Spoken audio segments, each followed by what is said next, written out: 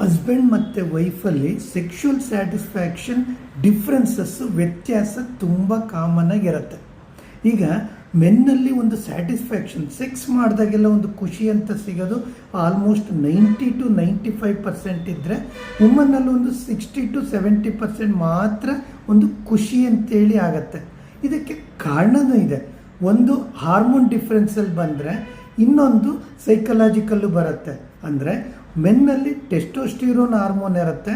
So main ಕೇಳುವಂಥದ್ದು brain, sex, ಆಮೇಲೆ love, care, trust. ವುಮನ್ನಲ್ಲಿ ಈಸ್ಟ್ರೋಜನ್ ಹಾರ್ಮೋನ್ ಇರುತ್ತೆ. First love, care, trust comfortable ಆದರೆ ಆಮೇಲೆ ಸೆಕ್ಷುವಲ್ ಡಿಸೈರ್ ಆಟೋಮೆಟಿಕಲಿ ಬರುತ್ತೆ. ಇದನ್ನು ನಾವು ಸ್ಪಾಂಟೇನಿಯಸ್ ಡಿಸೈರ್ ಅಂತ ಹೇಳ್ತೀವಿ. ಸೆಕ್ಸ್ ಬಗ್ಗೆ ಸಡನ್ನಾಗಿ ಇಂಟ್ರೆಸ್ಟ್ ಬರೋದು ಮೆನ್ನಲ್ಲಿ. ವುಮನ್ನಲ್ಲಿ ರೆಸ್ಪಾನ್ಸಿವ್ ಡಿಸೈರ್ ಅಂತೀವಿ. ಅಂದರೆ she need time, communication comfortable ಇದ್ದಾಗ ಮಾತ್ರ ಸೆಕ್ಸ್ ಬಗ್ಗೆ ಒಂದು ಆಸೆ ಅಂತೇಳಿ ಬರುತ್ತೆ.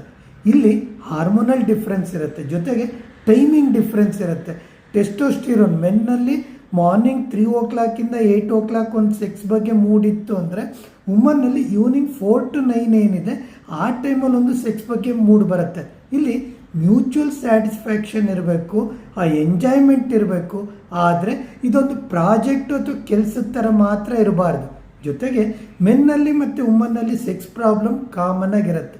ಎಷ್ಟು ಬೇಗ ಆಗುತ್ತೆ ಅಷ್ಟು ಬೇಗ ಒಂದು ಎಕ್ಸ್ಪರ್ಟ್ ಒಪಿನಿಯನ್ ತೊಗೊಂತು ಅಂದರೆ ಆ ರಿಲೇಷನ್ಶಿಪ್ ಇಶ್ಯೂಸು ಇರೋದಿಲ್ಲ.